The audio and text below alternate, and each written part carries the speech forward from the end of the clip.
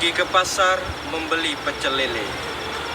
Perginya bersama sahabat yang beberapa hari sudah menunaikan puasa dari pagi sampai sore, boleh menjawab salam saya dengan penuh semangat. Assalamualaikum warahmatullahi wabarakatuh. Alhamdulillahi sadaqa wa'dah wa nasara abadah wa azza sundahu hazamal ahzaba wahdah. La ilaha illallah wahdahu la syarikalah wa ashhadu anna Muhammadan abduhu wa rasuluhu la nabiyya ba'dah. Subhanaka la ilma lana illa ma 'allamtana innaka antal alimul hakim. Qala Allah ta'ala fil Qur'anil Karim, a'udzu billahi minasy syaithanir rajim. Bismillahirrahmanirrahim. Ya ayyuhalladzina amanu kutiba 'alaikumus shiyam kama kutiba 'alal ladzina min qablikum la'allakum tattaqun. Pemirsa, sahabat ilmu dimanapun berada, puji syukur kehadirat Allah Subhanahu wa Ta'ala, Zat yang Maha Pengasih dan senantiasa tidak pernah pilih kasih, Zat yang Maha Penyayang yang kasih sayangnya tidak pernah terbilang, Zat yang Maha Pengampun yang ampunannya meliputi segala sesuatu apapun, di mana kita masih diberikan nikmat kesehatan, nikmat keimanan, dan nikmat kesempatan, sehingga kita masih berjumpa dengan bulan yang sangat mulia, yakni bulan suci Ramadan 1446 Hijriah. Solawat bertangkaikan salam kita curahkan kepada manusia agung, junjungan sekalian alam, yakni baginda Rasulullah Muhammad sallallahu alaihi wasallam, bil kalimah Allahumma salli ala Sayyidina Muhammad wa ala ali Sayyidina Muhammad, beserta salam kepada beliau. Assalamualaikum ya Rasulullah. Sahabat ilmu yang dirahmati Allah Subhanahu wa Ta'ala, pada kesempatan yang berbahagia ini, izinkanlah kami menyampaikan sebuah judul tausiah, yakni 4 cara agar puasa bernilai sempurna. Sahabat ilmu yang dirahmati Allah Subhanahu wa Ta'ala, tercantum dalam kitab Marokil Ubudiyah yang dikarang oleh Syekh Nawawi Al-Bantani, di mana beliau lahir pada tahun 1230 Hijriah dan wafat pada tahun 1340 Hijriah. Beliau adalah seorang ulama terkemuka asal Indonesia yang pernah menjadi imam besar di kota Madinah. Sepanjang usianya, beliau tidak kurang melahirkan sebuah kitab yang jumlahnya 115 kitab yang terdiri dari kitab fikih, tauhid, tafsir, dan tasawuf. Beliau juga adalah guru besar dari 2 tokoh besar nasional yang melahirkan ormas terbesar, yakni Kiai Haji Ahmad Dahlan yang melahirkan organisasi Muhammadiyah pada tahun 18 November 1812 Masehi. Dan yang kedua adalah Kiai Haji Hashim Asy'ari yang melahirkan organisasi masyarakat Nahdlatul Ulama pada 31 Desember 1926, di mana Syekh Imam Nawawi Al-Bantani dalam kitab Marokil Ubudiyahnya menyebutkan ada 4 cara agar puasa kita bernilai sempurna di sisi Allah Subhanahu wa Ta'ala. Hadirin sahabat ilmu yang dirahmati Allah, cara yang pertama adalah 1. Menjaga pandangan dari segala sesuatu yang diharamkan atau yang melalaikan kita dari zikrullah atau mengingat Allah Subhanahu wa Ta'ala.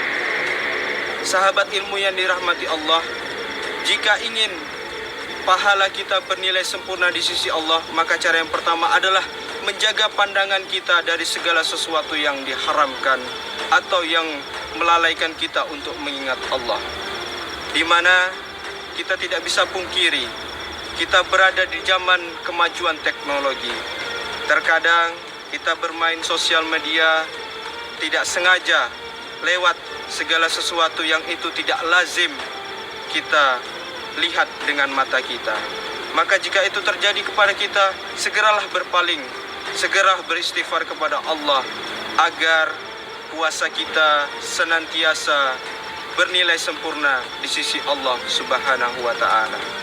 Karena menjaga pandangan ini adalah segala sesuatu yang sangat dianjurkan oleh baginda Rasulullah Muhammad sallallahu alaihi wasallam, di mana beliau bersabda dalam hadisnya, "An-nadharu sahmun min sihami iblis la'anahullah.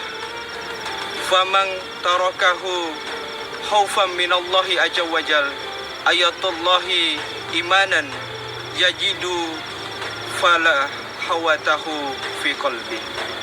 Yang artinya, pandangan terlarang adalah salah satu panah beracun iblis yang dilaknati Allah Subhanahu wa Ta'ala. Maka barang siapa yang bisa menjauhinya karena takut kepada Allah Azza wa Jal, maka Allah Subhanahu wa Ta'ala memberikan keimanan yang ia rasakan kemanisannya di dalam hatinya. Jadi hadirin yang dirahmati Allah, barang siapa yang bisa menjaga pandangannya dari segala sesuatu yang diharamkan, khususnya di bulan puasa, maka ia akan merasakan manisnya iman di dalam hatinya. Mungkin cuaca panas, mungkin cuaca terik, tetapi dia tidak merasakan rasanya terlalu lapar ataupun terlalu dahaga, karena ia bisa berhasil menjaga pandangan sehingga ia merasakan kemanisan iman di dalam hati. Sahabat ilmu yang dirahmati Allah Subhanahu wa Ta'ala, adapun cara yang kedua adalah menjaga lisan dari perkataan yang sia-sia. Sahabat ilmu yang dirahmati Allah Subhanahu wa Ta'ala, Al-Imam Al-Ghazali yang lahir pada 450 Hijriah dan wafat pada tahun 555 Hijriah pernah mengatakan, "Al-lisan sohirul jirmi azimul jurmi." Lisan ini sesuatu yang kecil, namun dampak yang ia keluarkan sangat luar biasa. Karena lisan orang bisa bersyahadat, tetapi karena lisan juga orang bisa jatuh kepada lembah maksiat. Contoh, saling mengumpat, saling melaknat, saling menghujat, sehingga sewot, mata melotot, tegang urat dan otot. Oleh karena itu, di bulan mulia, di bulan suci Ramadan, bulannya puasa, lidah ini sangat dianjurkan untuk dijaga agar tidak mengucapkan perkataan yang sia-sia seperti namimah, adu domba, sumpah palsu, fitnah ataupun ghibah, menjelek-jelekkan keburukan di belakang orang lain. Ini sangat diharamkan sekali oleh Allah Subhanahu wa Ta'ala, karena apabila seseorang tidak bisa menghindarinya, maka sia-sialah pahala puasanya. Sebagaimana Rasulullah sallallahu alaihi wasallam mengingatkan, salamatul insan fi hifdzil lisan. Selamatnya manusia ialah ketika ia bisa menjaga lisannya. Oleh karena itu, marilah untuk menjaga kemurnian puasa kita, agar ibadah puasa kita bernilai sempurna, kita jaga lisan kita dengan cara yaitu memperbanyak tadarus ayat suci Al-Quran, memperbanyak tadabbur Al-Quran, atau lisan ini, mulut ini kita banyak untuk zikrullah, mengucapkan kalimat-kalimat thayyibah, subhanallah, walhamdulillah, wala ilaha illallah, wallahu akbar. Sahabat ilmu yang dirahmati Allah Subhanahu wa Ta'ala, adapun yang ketiga adalah menjaga telinga dari segala sesuatu yang diharamkan. Jikalau tadi kita menjaga lisan, maka selama bulan suci Ramadan ini juga kita penting menjaga telinga kita atau pendengaran kita dari segala sesuatu yang diharamkan atau tidak layak untuk kita perdengarkan. Karena sebagaimana Rasulullah sallallahu alaihi wasallam pernah bersabda yang artinya penggunjing dan pendengar sama-sama berdosa. Jadi di sini tidak hanya sesuatu atau orang saja yang menyebarkan sesuatu yang tidak baik yang akan mendapatkan dosa, tetapi pendengarnya juga akan mendapatkan dosa yang sama dengan orang yang mengatakannya. Maka dari itu, sebisa mungkin, semaksimal mungkin, selama bulan suci Ramadan dan setelahnya, kita jaga pendengaran kita dari segala sesuatu yang diharamkan. Apabila ada rekan mungkin, sahabat kita, sohib kita atau besti kita yang mengajak kita untuk mendengarkan segala sesuatu yang baik, maka kita bisa menghindarinya dengan mengatakan kita sedang dalam keadaan berpuasa. Sahabat ilmu yang dirahmati Allah Subhanahu wa taala, cara yang keempat agar puasa kita bernilai sempurna adalah tidak memperbanyak makanan di saat kita berbuka. Hadirin yang dirahmati Allah Subhanahu wa taala, sudah lazim kita tahu bahwasanya puasa adalah menahan dahaga dan juga lapar dari terbit matahari sampai terbenam matahari. Tetapi bukan ini dimaknai setelah kita mendapatkan waktu untuk berbuka, kita bisa balas dendam karena seharian kita menahan haus dan lapar, kita bisa memakan sekehendak hati kita. Misalkan kita dalam sehari semalam, di hari-hari normal kita makan 3 kali atau lebih. Dan ketika kita berbuka puasa, porsi 3 kali sehari itu kita tumpuk menjadi 1 dan kita langsung memakannya. Ini sangat tidak dianjurkan. Karena apa? Karena sesuatu orang yang memperbanyak makan, maka ia akan menjadi malas, sehingga dia sulit untuk melakukan aktivitas ibadah. Dan makan banyak juga akan memicu datangnya sumber-sumber penyakit. Nauzubillah min dzalik. Maka dari itu, jika ingin puasa kita bernilai sempurna, maka berbukalah dengan secukupnya, dengan sewajarnya, agar kita semangat untuk melaksanakan aktivitas ibadah lainnya seperti sholat tarawih, witir, dan juga sholat-sholat malam lainnya seperti sholat tahajud dan sholat hajat. Maka dari itu Rasulullah sangat menekankan di dalam hadisnya yang berbunyi, al-fikru nisfu ibadah, wa qillatu ta'ami hiyal ibadah. Sesungguhnya berfikir merupakan setengah dari ibadah dan sedikit makan adalah bernilai ibadah. Bayangkan, jika berfikir saja sudah setengah ibadah, maka sedikit makan dinilai sebagai penuhnya ibadah. Mengapa bisa demikian?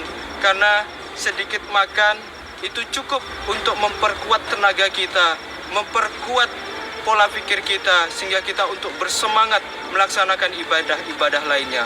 Maka dari itu, di bulan suci Ramadan ini, kita mengatur pola makan kita di waktu berbuka, agar kita tidak malas-malasan untuk melaksanakan aktivitas berikutnya. Sahabat ilmu yang dirahmati Allah Subhanahu wa taala, akhirnya kita sudah berada di ujung pertemuan ini. Mudah-mudahan 4 cara ini yang tertera dalam kitab Marokil Ubudiyah bisa kita implementasikan, bisa kita terapkan dan bisa kita aplikasikan di dalam bulan suci Ramadan ini.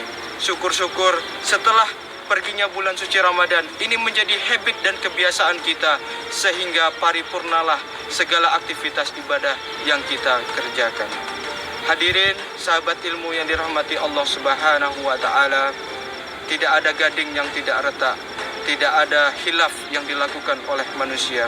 Maka dari itu, sebelum pertemuan ini kami tutup, kami memohon maaf yang sebesar-besarnya apabila terdapat kesalahan dan kehilafan dari apa yang kami sampaikan.